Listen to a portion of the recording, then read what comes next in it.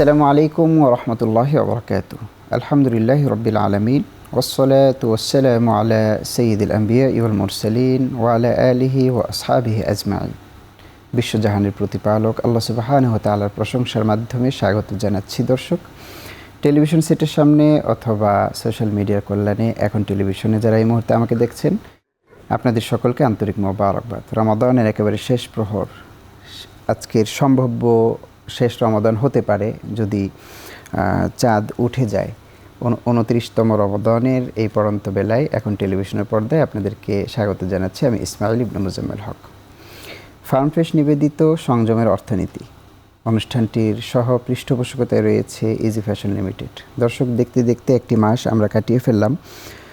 অর্থনৈতিক জীবনে ইসলাম আমাদের কী রূপরেখা দেয় ইত্যাদি বিষয়গুলো একটি মাস আপনাদের সাথে বিশিষ্ট ইসলামিক স্কলারদের মাধ্যমে আলোচনা উপহার দেওয়ার চেষ্টা করলাম। আজকের সম্ভাব্য শেষ পর্বে এসে আমরা আমাদের স্টুডিওতে আমন্ত্রণ জানিয়েছি বাংলাদেশের বিশিষ্ট মিডিয়া ব্যক্তিত্ব, লেখক ও গবেষক ডক্টর মোহাম্মদ সাইফুল্লাহ মাদানী।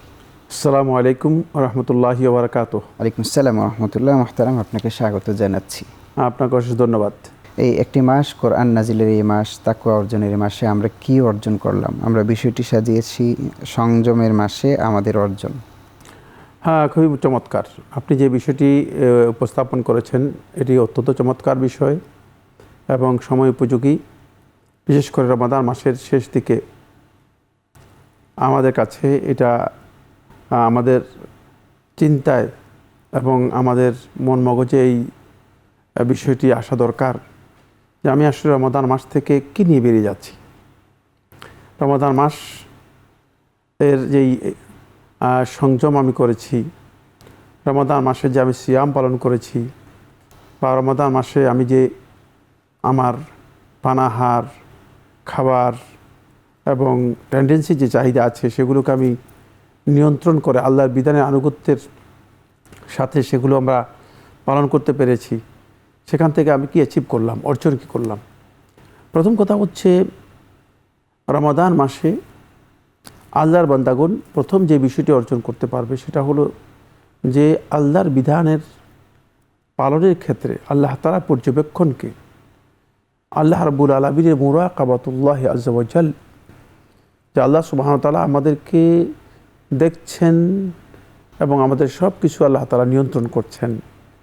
আমার মধ্যে এই চেতনা প্রথমেই অন্তরের মধ্যে দৃঢ়ভাবে প্রতিষ্ঠিত করা।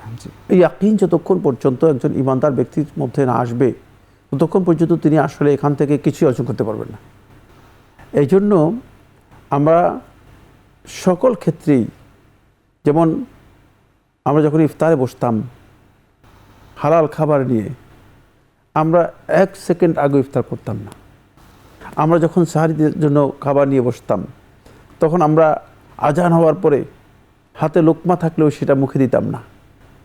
আমরা যখন আমাদের ঘরে প্রবেশ করতাম অত্যন্ত পিপাসার্থ, আমাদের ঘরে পানি আছে, ঘরে পানিও আছে, অনেক রকমের জুস সহ বিভিন্ন ধরনের পানীয় রয়েছে, কিন্তু আমরা সেগুলো পান করতাম না। কেন?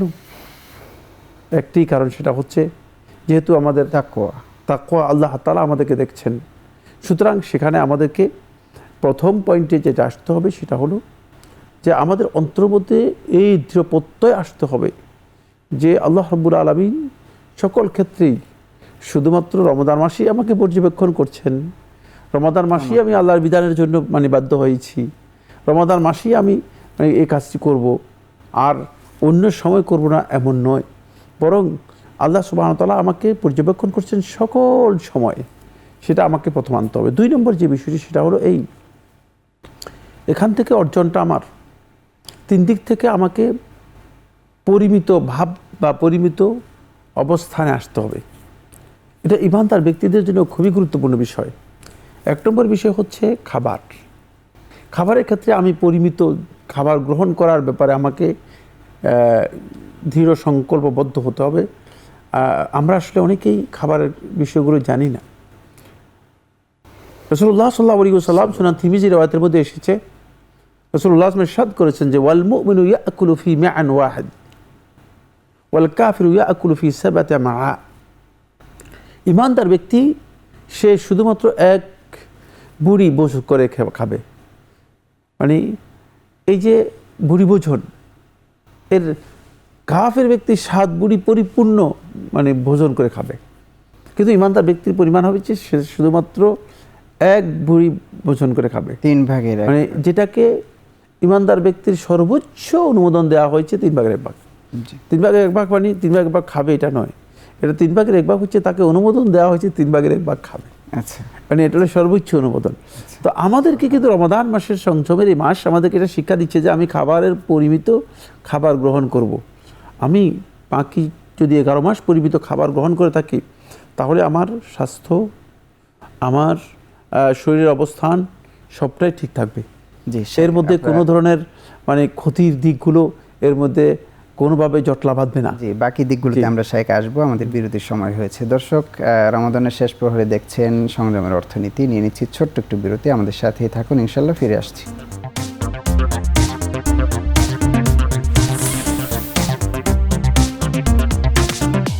ফার্ম ফ্রেশ পাস্তুরিত তরল দুধ, বেশি ভালো দুধ।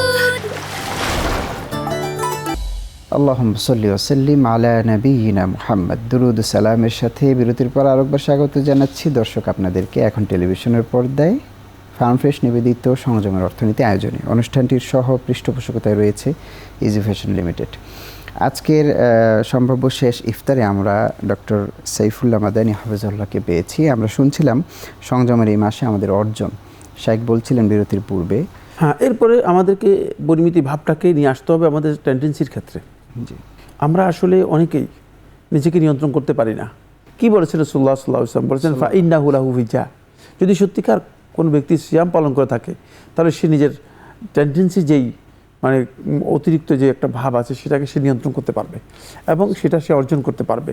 এই অর্জনটুকু আমাদেরকে পরিমিত ভাবটাকে এখানে নিয়ে আমি আসতে একটু হবে। পয়েন্ট আপনাকে ইন্টারাপ্ট করতে চাই, যেহেতু সম্ভাব্য শেষ পর্ব। অন্যতম আরেকটি দিক যদি বলেন, কোরআনের সাথে সম্পর্কের দিকটা।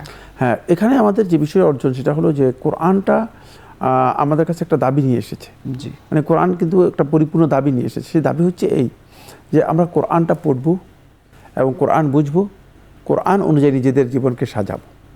কিন্তু আমরা তো আসলে কোরআন বুঝিও নাই, কোরআন অনুযায়ী নিজেদের জীবনকে সাজাই নাই, সাজানোর চেষ্টা করি নাই। এই সংযমের মাসে আমাদের এই অর্জনটা আমাদের আনতে হবে। সেটা হচ্ছে এই যে আমি আসলে কোরআন অনুযায়ী নিজেকে পরিবর্তন করতে পারলাম কিনা, আমি কতটুকু পরিবর্তন করলাম, অত পরিবর্তন করার জন্য আমার কি করা দরকার, এটা আমাদেরকে মানে আমাদের যেতে হবে এবং কোরআনের সাথে নিজের সম্পর্ককে অনেক নিবিড় করতে হবে। কারণ এটা কোরআন নাজিলের মাস, আমরা জানি।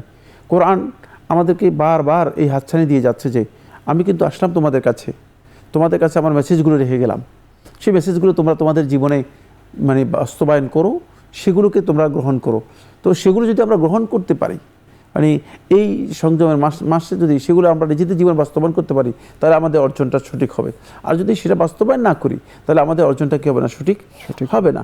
এই জন্য আমাদেরকে সেই জায়গায় আসতে হবে।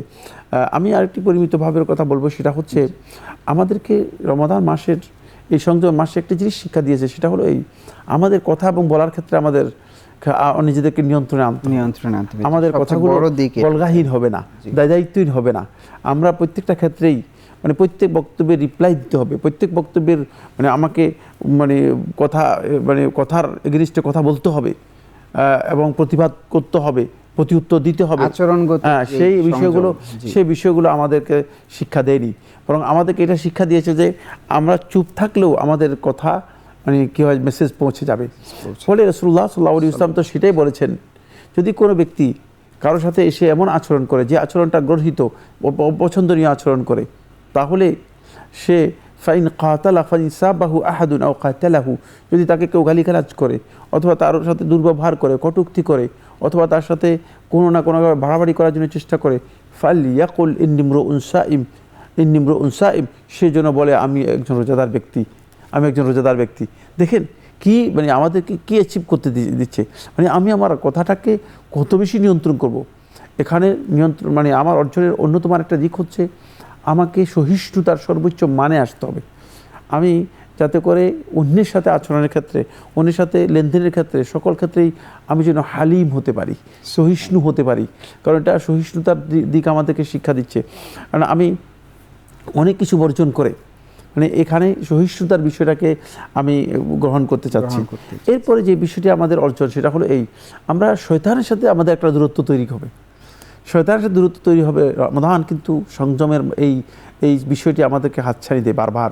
সেটা হলো এই, মানে মানুষ যত বেশি মানে খাবার গ্রহণ করবে, যত বেশি এগুলোর সাথে মানে দুনিয়ার এই জিনিসগুলোর সাথে নিজেকে যত বেশি এগুলোর পেছনে নিজেকে মানে লেলিয়ে দিবে, অথবা এগুলোর পেছনে যত বেশি দৌড়াতেই থাকবে, তত বেশি সে শয়তানের কাছে চলে যাবে। এবং শয়তানের মানে দায়িত্ব, হয়তো সেই শয়তানের দায়িত্বশীল হয়ে যাবে, অথবা শয়তানের পোস্টম্যান হিসেবে কাজ করবে, শয়তানের পোস্টম্যান হিসেবে কাজ করবে।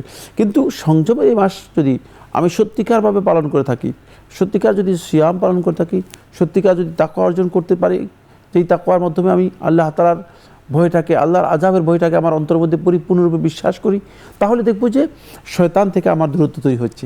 মানে শয়তান থেকে আমি দূরত্ব মানে লাভ করতে পারবো। শয়তান আমার কাছে আসতে অথবা শয়তান আমাকে প্রবঞ্চিত প্রতারিত করতে শয়তান ভয় পাবে। কারণ হচ্ছে শয়তান এটা জানে যে মানে এই ব্যক্তি রমাদান মাস থেকে এমন কিছু জিনিস অর্জন করতে পেরেছে যার কারণে আমি শয়তান তার কাছে যেতে পারছি না। আমরা জানি রমাদান মাসের একটি দিক হচ্ছে আল্লাহ সুবহানাহু ওয়া তাআলা রমাদান মাসে সুলসিলাতে শায়াতিন, শয়তানকে আল্লাহ রাব্বুল আলামিন শিকলাবদ্ধ করে বন্দী করে রাখেন।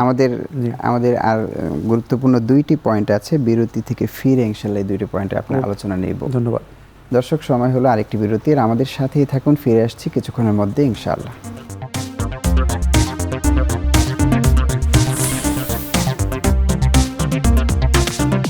ফার্ম ফ্রেশ পাস্তুরিত তরল দুধ, বেশি ভালো দুধ।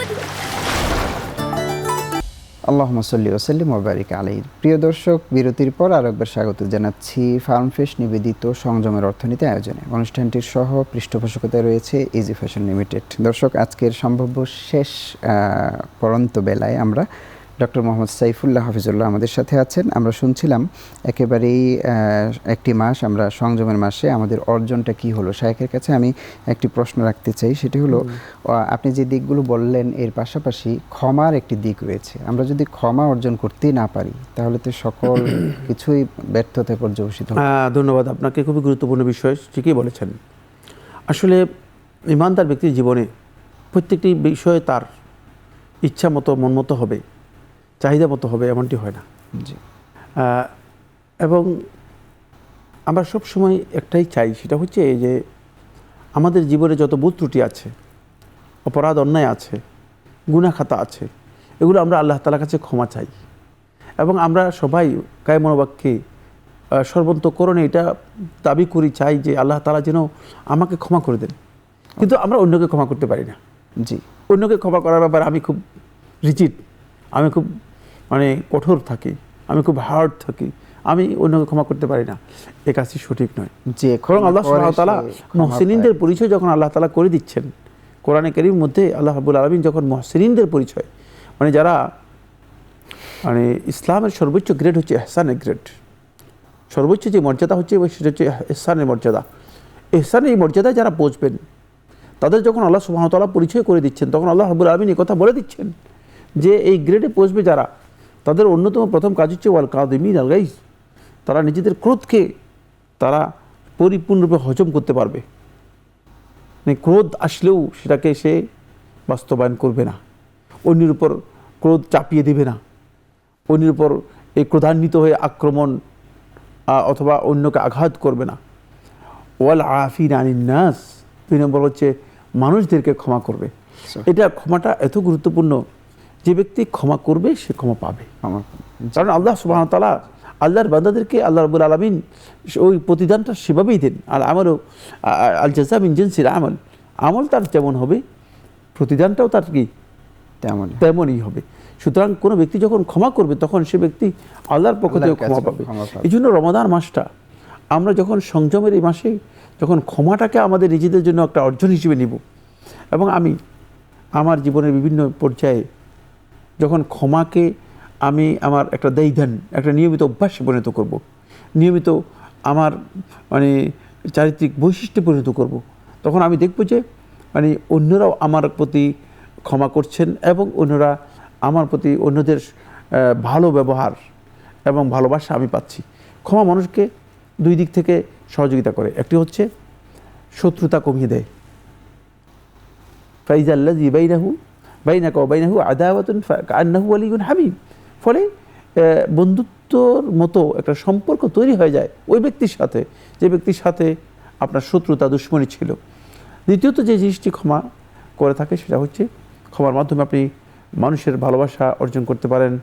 মানুষগুলো আপনার মনে হচ্ছে যেন তারা আপনারই কর্মচারী, মানে আপনার কথা শুনবে, জি। আপনার কথায় ক্ষমা, তারা। এই সেই জন্য আমরা ক্ষমাটাকে সেখানে নিতে পারি অর্জন হিসেবে, আমাদের যেটা এই রমাদান মাসের সংযমের অর্জন হিসেবে আমরা গ্রহণ করতে পারি। আমিন। জি। আমিন। শেখ, আপনাকে অনেক অনেক কৃতজ্ঞতা জানাচ্ছি। আপনার জন্য অনেক দোয়া, আমাদের জন্য আপনার কাছে দোয়া চাইছি। আল্লাহ সুবহানাহু ওয়া তাআলা আপনাদেরকে সুস্থ রাখুন, ভালো রাখুন। এখন টেলিভিশনকে আল্লাহ রাব্বুল আলামিন আরও সমৃদ্ধ করুন। আমিন। এই যে আয়োজন, অত্যন্ত সুন্দর আয়োজন, এই আয়োজনের মাধ্যমে আপনারা সংযমের এই মাসে অর্থনৈতিকভাবে একজন ইমানদার ব্যক্তি কীভাবে আল্লাহ তাআলার বান্দা হিসেবে নিজের জীবনকে পরিচালিত করতে পারে, সেই মৌলিক থিমটা তাদের সামনে মেসেজগুলো পৌঁছে দিয়েছেন, থিমটা তুলে ধরেছেন। এটি অত্যন্ত চমৎকার আয়োজন। আপনাদেরকে অনেক অনেক ধন্যবাদ। অনেক অনেক শুকরিয়া। আল্লাহ তাআলা আপনার দোয়া কবুল করুন শেখ। আমিন। প্রিয় দর্শক, একেবারেই শেষ প্রহরে আমি বিদায় নিচ্ছি আপনাদের কাছ থেকে। এবার একটি মাস আপনাদের সাথে ছিলাম, একটি মাস আমরা আমাদের ভুল ত্রুটি সত্ত্বেও আপনাদেরকে তুলে ধরার চেষ্টা করেছি ইসলামের মেসেজ। আমাদের অর্থনৈতিক জীবন যেই হিসাব দিতে গিয়ে কিয়ামতের দিন বহু মানুষ আল্লাহ সুবহানাহু ওয়া তাআলার কাছে আটকে যাবে, সেটি হচ্ছে কোন পথে সে কামাই রোজগার করেছিল এবং কোন পথে খরচ করেছিল। এই দিকটি এতটা গুরুত্বপূর্ণ, কিয়ামতের দিন এই প্রশ্নের উত্তর দেয়া ছাড়া কেউ সামনে আগাতে পারবে না। আল্লাহ তাআলা আমাদেরকে রমাদানের এই তাকওয়া অর্জনের মাসে শায়েখ যেটি বললেন সর্বশেষ ক্ষমা, আসুন আমরা অন্যকে ক্ষমা করতে শিখি, আমরা অন্যকে ক্ষমা করে দিই এবং আল্লাহ সুবহানাহু ওয়া তাআলার কাছে আজকের শেষ রজনীতেও আমরা ক্ষমা প্রার্থনা করি। আমাদের সকল ভুল ত্রুটি আল্লাহ তাআলা যেন ক্ষমা করে দেন, আমাদের এই আয়োজনকে যেন তিনি কবুল করেন। যারা আমাদের সাথে একটি মাস ছিলেন, আমাদের দেশবাসী, আমাদের দর্শক সকলকে যেন আল্লাহ তাআলা ক্ষমা করেন।